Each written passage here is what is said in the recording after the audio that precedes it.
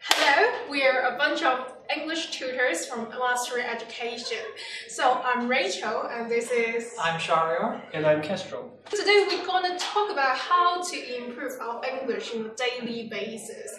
So for me, I would love to listen to BBC News so that I can get in touch with the world and I can improve my listening skills as well. I just registered for Netflix account and I'm just watching a lot of excellent TV shows, and this is another way to improve your English in a daily basis. TV shows, and then there are many ways like movies or even playing video games. Now most people believe that video games and movies can be seen as just a leisurely activity or just like passing time or even wasting time.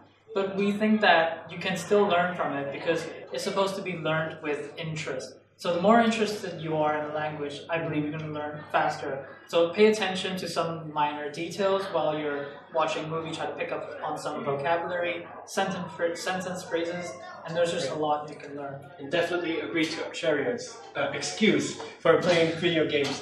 So for me, I love to listen to music. And usually when I come across with like new words, I would write them down and then use it in my writing. So that would help a lot in your writings and even in your like vocabulary bank that you have in your mind. Yeah, and I think for Hong Kong students, the skill they're lacking is that they're not living in English. So most of the time, maybe you guys have learned English for 10 years or above, but when facing a foreigner, you don't know how to react. You don't the difference between native speaker and second language learner is that fluency. So you have to get the language fluent in your body. So it feels like an instinct, not that you have to translate word for word from Cantonese to English. In our lesson, we speak in English. We use English to teach English. But don't worry, most of the time, we use body language and other illustration to help you get into the meaning. So if you use English to learn English, that's the advantage we have. Try to communicate as much as possible in that language. And also communicating with, you don't have to be intimidated by native speakers because at the end of the day, we as English teachers are there to help you to improve your language skills and to practice it.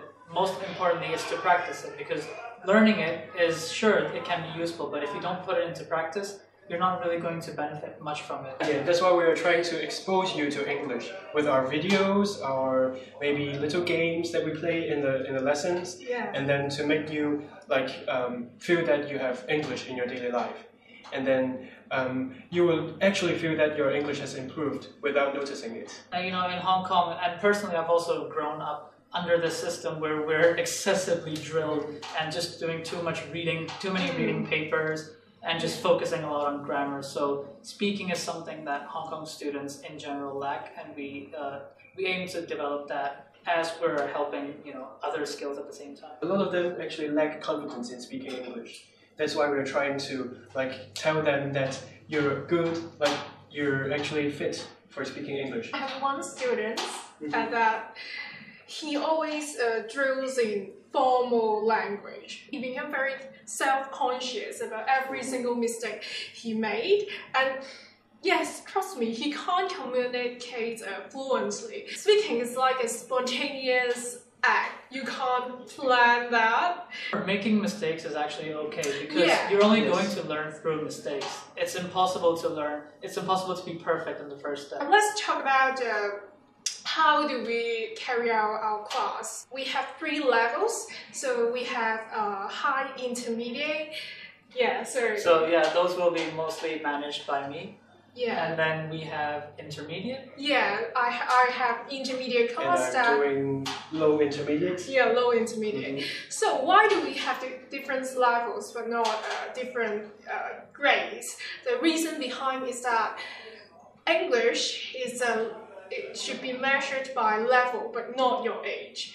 I think, and also for high intermediate, the level is roughly about DSE or S6 to S4, and for intermediate, the level is about S1 to S3, and for low intermediate, the level is like P6, P5, P5 to S1. P5, yeah, P5, P6, S1. So you don't get intimidated by and you don't by other students, and you don't have to compare yourself with the other students. We will all participate in making curriculum together and the teaching plans, but we are specified by different levels.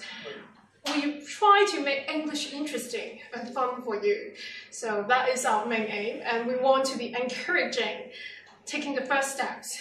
It's not always easy, but that's the thing we hope you can get in our lesson. We've also divided our classes into exam preparation and as well as all-in-one classes. So we know that it's important to help you guys prepare for the examinations. And we also try to encourage you to use English more in your daily life. Hence, we have developed these all-in-one English classes.